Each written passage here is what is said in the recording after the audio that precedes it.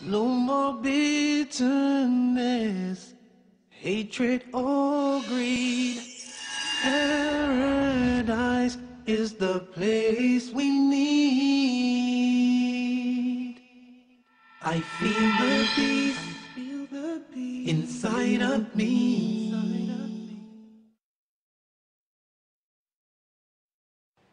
Greetings and peace.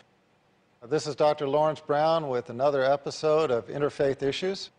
I'm going to be speaking today as if I am interviewing myself. I have received a number of questions from a variety of people over time, and I thought that it would be fun for me, hopefully interesting to you, to hear me answer some of these questions. So, let us begin. In one of the earlier episodes, I described the pathway by which I became Muslim. I have been asked, one of the questions I have been asked is, what happened to me after I became Muslim? Did I encounter any difficulties? Well, I think it's very difficult for anybody to make such a radical change in their life, especially in the West, to become Muslim and not encounter difficulties. I remember that initially I had an overwhelming feeling of peace and contentment. And in a very large way, that feeling has never left me. But my worldly life was thrown into turmoil. My parents could not understand my choice. My brother had become Muslim before me, and he is actually the one who introduced me to Islam. And we are the only two children in the family, just my brother and myself. So when I became Muslim, my parents felt like they had lost their only other child to Islam. Now, my parents, during my time with them, were never practicing Christians. But all the same, they saw my conversion as disruptive to their lives. And I think it was. It is almost impossible to convert to Islam or to make as large a change as a person makes when you change religions without having it be disruptive to some degree. So I admit, I was a little bit like the reformed smoker. I couldn't talk about anything else. I was probably a little bit overbearing in my opinions, but all the same, in very short order, my friends deserted me. My parents did not want to have any contact with either my brother or myself. I remember one time we actually received a message where we were told by them, do not visit, do not call, do not write, we do not want a postcard, email, nothing. They did not want any contact from us whatsoever. So I was cut off from friends, I was cut off from family, I was treated differently at work.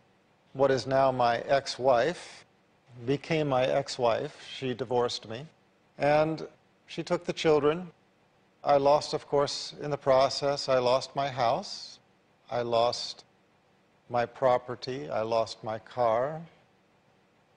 You know, it sort of sounds almost like a country song, because I also lost my dog. But no, this is not one of those cases where I lost my wife and my dog and gee, I really miss my dog. No. You know, that's good for a country song, but it's not good for reality. The fact of the matter was that it was very traumatic. And I remember as I was going through all of this, I went from living on a country estate. We had a couple of acres. I don't know if you could call it an estate, but we had a couple of acres with a very large house and a second guest house, not a guest room, a guest house on the property. And I went from living in that to living in a little rent-by-the-week studio apartment that when you walked to it up the stairwell or in the elevator, it reeked of urine, to give you an idea of the quality of people living there. And not only living in this miserable little studio apartment, but sharing it with another brother who was getting divorced and who was on hard times. And the funny thing about it was I remember that those were some of the happiest days of my life. I remember looking around and thinking, what's wrong with me? I mean, in the movies, when you get divorced, you become dysfunctional. You start punching holes in walls and causing deliberate accidents with your car, and you just become dysfunctional. But I was happy. As a matter of fact, as I said, it was some of the happiest days in my life. And it was then that I remember, looking back on it, that before I became Muslim, I had prayed a prayer called the Istikhara prayer, the guidance prayer. And in this prayer, we ask God, we ask Allah to choose for us, to guide us to what He knows to be best for us and to bring it to pass, and to make us pleased with it. And it was then that I realized the mercy of our Creator when He answers a prayer, how completely He answers it. Because He had chosen for me what He knew to be best for me in answer to this prayer. Not only that, but as much as I felt a dislike for what was happening, He had made me happy with it in a way that I almost could not understand. Truly, our Creator speaks the truth, and we are promised in this religion that you do not give up anything for the pleasure of Allah except that He replaces it with that which is better. When I became Muslim, I became divorced. Allah gave me another wife. I lost my children to custody in the first family. Allah gave me a new child and a new family. Eventually, I was squeezed out of my job because of the anti-Islamic, anti-Muslim prejudices in the military, which is where I worked. I felt I could not continue because of the prejudices that I was experiencing from my co-workers. I gave up my job. Allah gave me a better job, times and times better. I lost my house to the divorce. Allah gave me a home in the holy city of Medina. I lost my wealth. Allah replaced it and multiplied it. I cannot think of anything I lost except that Allah replaced it with what He knew to be better. I didn't lose my parents forever. Eventually, we were able to talk again, and in a way, I feel our relationship is better now than it ever was before. So, I think what I can say is for a person who considers making this change, nobody gives up anything for the pleasure of Allah except that Allah will give you what is better. That doesn't mean that it won't be hard. It doesn't mean that it will be to your liking, at least maybe not initially. There may be a period of trial, a period of test, a period you have to get through before you find the benefit. But when you do find the benefit, subhanAllah, you will realize the completeness of the mercy of our Creator. Another question that people ask, they like to hear an answer to is, well, what does Islam mean to you? I can tell what I have found Islam to be. I have found Islam to be a religion of modesty and humility. It's a religion of peace and submission, submission to God, but also submission in a general sense, submission to those who know better. You know, I grew up in the West, where we were raised on the concept of questioning authority. Question everything. It's a popular saying. But the fact of the matter is it's destructive. We have authority figures for a reason. They are people of greater knowledge or greater experience, or they have been empowered to enforce certain regulations. And if you are constantly questioning them or defying them, it will be hard on you, hard on them, and hard on all of society. So I found Islam to be a religion that put things in order. As an individual, within a family, within a society, within a country, and as a world. I found Islam is a religion of peace. This does not mean that Muslims are necessarily pacifist. It does not mean that if you go and attack a Muslim, he will not defend himself. Of a certainty, he or she should, because everybody has the right to defend themselves. But it does mean that I found Islam to be a religion of peace. Before Islam, I didn't have peace in my life. I cannot remember ever having peace in my life until Islam. After Islam, I found peace in practically everything I did. Before Islam, I was fascinated with certain things. I was interested in knives. I was interested in guns. I used to play paintball. Look, I was in the military. It's something that we did. It's something in the West that we enjoyed. I watched the Rambo movies, the Commando movies, the James Bond movies. I lived that life. I dreamed those dreams. But something happened to me after I became Muslim that I can't explain, except to say I simply lost interest in all of those things. I sold or gave away my guns. The same thing with my hunting knives and my this and that knives. Something entered my heart to where I did not even like to see a knife with a tip to it. You go to my kitchen and you will find two things. You will find my wife annoyed at me because of the second thing, which is that I've taken all the kitchen knives and broken the tips off of them. I honestly cannot understand the need for a tip to a kitchen knife. Nobody ever uses it, and it is only something that can cause harm. In my transition from a relatively unordered, somewhat paranoid life to a life of peace, things like this became visible to me that I never saw before. And I became what I feel is what I am now, a man at peace with himself, at peace with the people around me, at peace with society at large. We're going to take a break right now. Please stay with us. We'll be right back. Paradise is the place we need. Welcome. This is Dr. Laurence Brown, continuing with the discussion I started at the beginning of this episode of Interfaith Issues. Basically, I am answering questions that I feel the audience has expressed interest in or is interested to know the answers to, and I will continue from where I left off. I think one common question that comes up for any Muslim is simply what groups they belong to or what groups they endorse. I was just speaking of the fact that when I became Muslim, I found that my life became much more peaceful, much more enjoyable, much more fulfilling.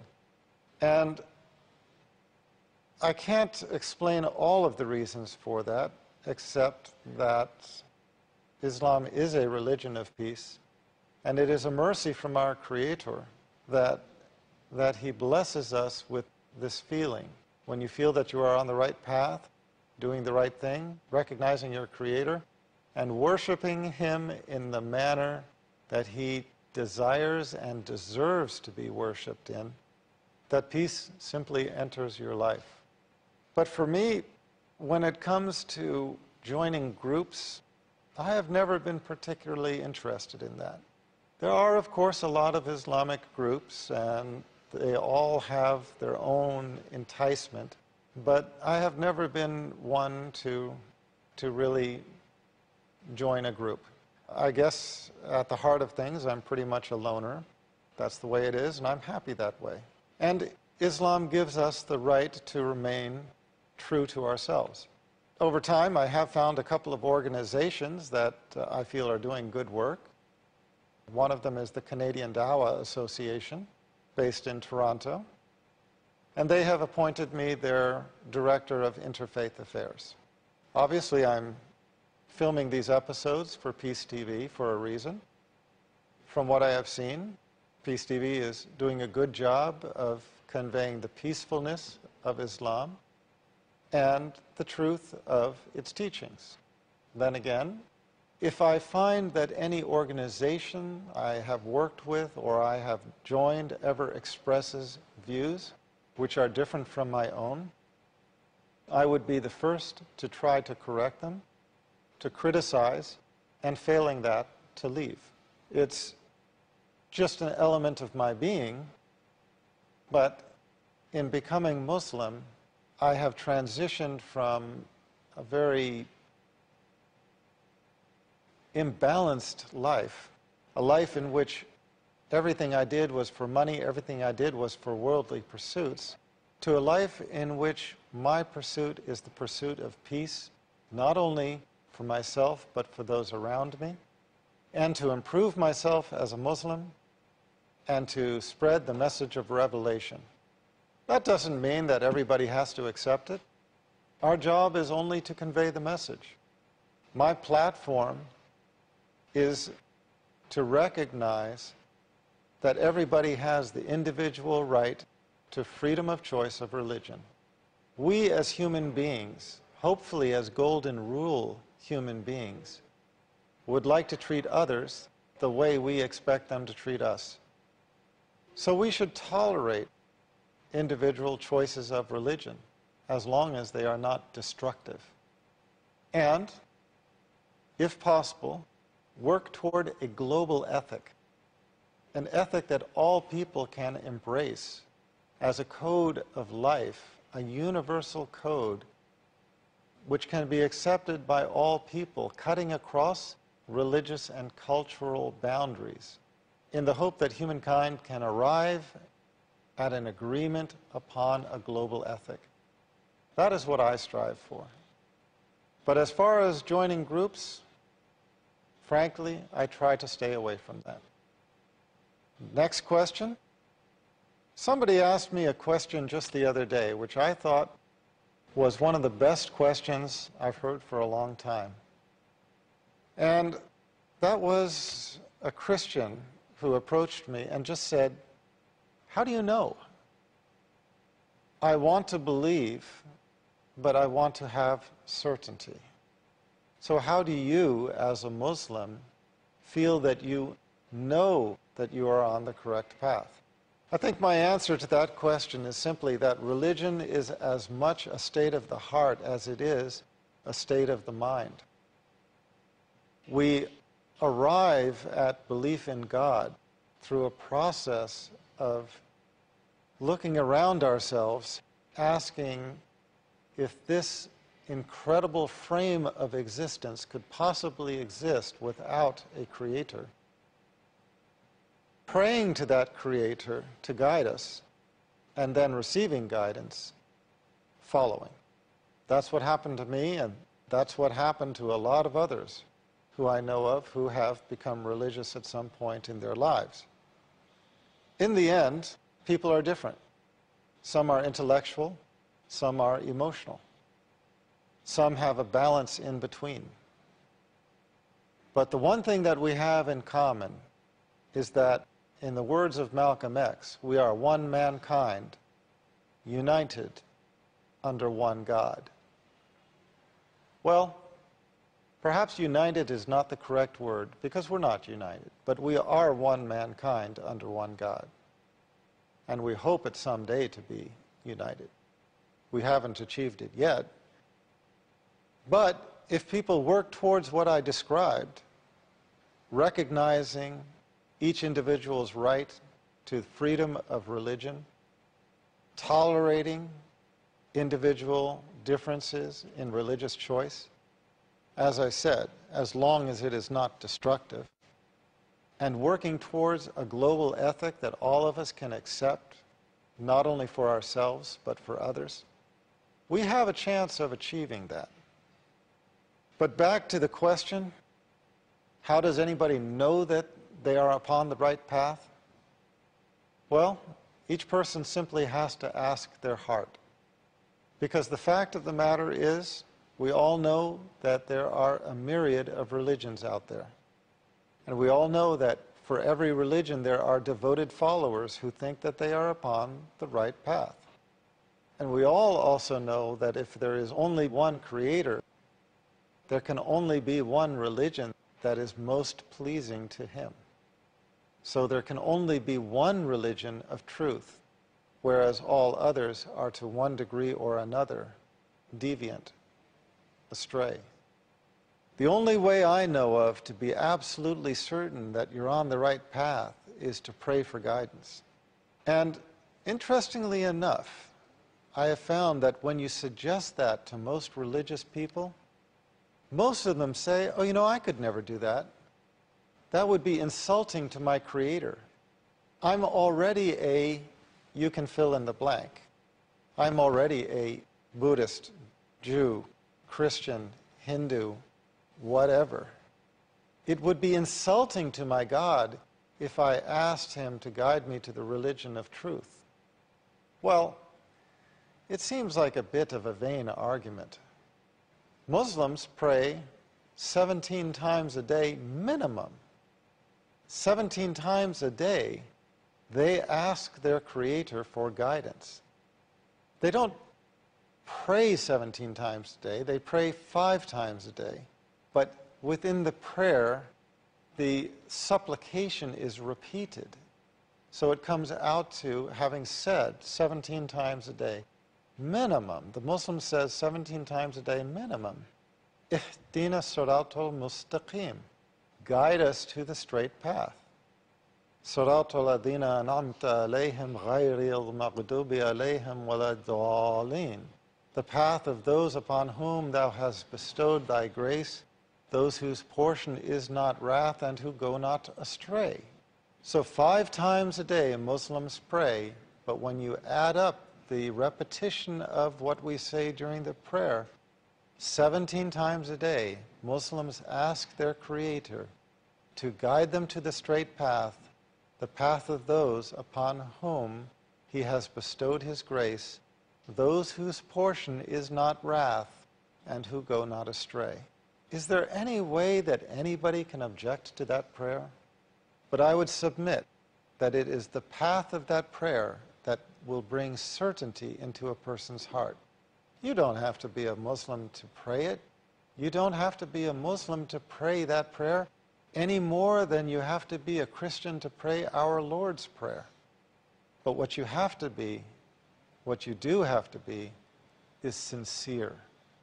You have to sincerely want to recognize God, and you have to sincerely appeal to him to guide you, and receiving that guidance, you have to accept it and follow. So, I will conclude this talk and invite all those who are interested in submitting any other questions. Please visit my websites, leveltruth.com, leveltruth.com, and eighthscroll.com, EIGHTH, scroll, SCROLL.com. Please drop me an email, and I will add it to a list. When we have enough and when it's interesting, we'll try to put together another talk like this one. So, this is Dr. Laurence Brown, bidding you peace and concluding once more another episode of Interfaith Issues. I feel the peace.